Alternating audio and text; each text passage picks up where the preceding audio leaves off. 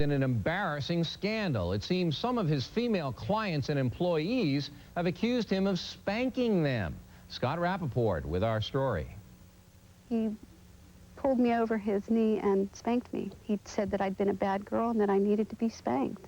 What am I going to have to do with you? Am I going to have to spank you? You know, and these women aren't talking about punishment meted out by a disapproving parent.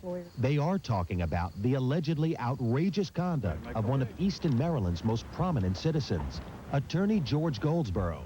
These and other women who were either employees or clients of his say he spanked some women. He wants you to come back at him and say, yes, I want you to spank me, or, you know, or that's what you need to do, or, you know, that's what he's looking for. But, you know, you certainly don't want to give him that response. Because if you do, according to Catherine, Ruth, and others, he will oblige. Perhaps the worst charge involved a then 17-year-old secretary, Sandy Kolakowski. She declined to be interviewed for this story, but has told investigators that Goldsborough first spanked her in his office when he interviewed her for a job. In Sandy's words, he said if I wanted the job and if I was going to try and he was willing to work with me and teach me, and that involved discipline, which would, you know, ultimately be a spanking. For the next 22 months, Sandy said that Goldsborough subjected her to regular, sometimes bare-bottom spankings. This is her first job. She doesn't know any better. She's never been in a workplace.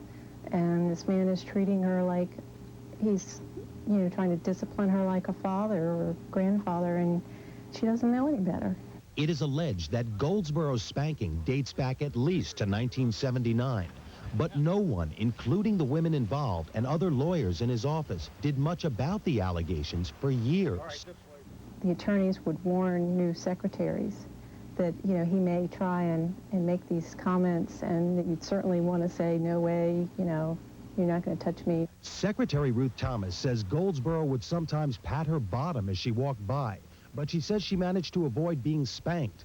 Meanwhile, Catherine Schweitzer claims she wasn't so lucky. In 1979, she was standing on this back porch when a deer hunter accidentally shot her, shattering her jaw. During her recovery, she hired George Goldsborough to file a lawsuit. She says he came to her house, and before she knew it, he spanked her. Certainly I was frightened. There was an element of fear.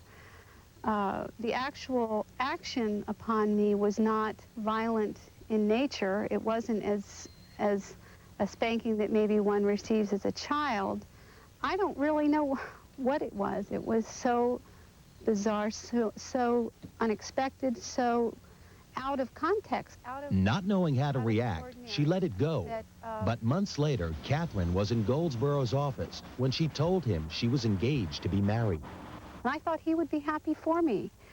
And then before I knew it, he again said that I'd been a bad girl and needed to be spanked, and proceeded to pull me over his knee and again spank me.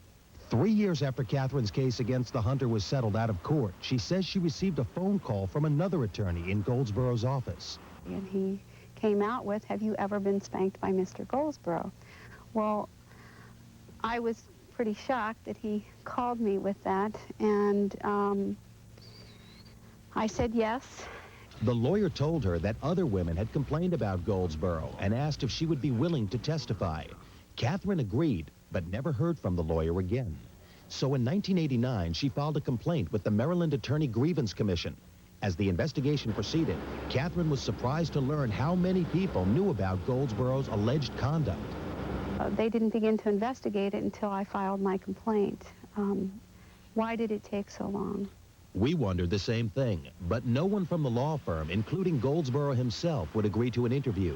But then Inside Edition producer Carl Sears caught up with him at the courthouse after a hearing before the Grievance Commission. Hey, I expect to be fully vindicated. Absolutely. Easton attorney Jane Tolar says the reaction of the legal community went from humor to outrage. The first reaction is one of those elbow in the ribs, what about George? And then I think people are overcome with this sense of, what has this profession come to? Goldsborough denies the spanking allegations, but he does admit to being frustrated with his former secretary, Sandy Kolakowski. In a series of notations on office letters, Goldsborough rebuked Sandy for what he called her no-brainer errors, usually typing mistakes. He allegedly made Sandy write this pledge. If I continue to make stupid, no-brainer mistakes, I will have to stay after school, at which time I will not be wearing my jumpsuit, etc., and I will be turned over Mr. G's knee and spanked until I cannot sit down. Goldsborough has told investigators that he did spank Sandy just once to get her attention. In his words, she said, "My grandfather, when he gets that way with me, turns me over his knee. Why don't you do that?" To my everlasting shame, I should say, I was so upset with her that I accepted her invitation. I really feel victimized, used by him. I'm a bit resentful for the treatment that I endured. A judge for the Grievance Commission decided that Attorney Goldsborough is guilty. As for the punishment, will they give him a slap on the wrist or an old-fashioned spanking? One footnote, during the trial, George Goldsborough claimed that one woman had been encouraged by a former partner to make the accusations. Another, he said, stood to gain financially. Next, the wild and wacky things that happened to Oscar, and later on,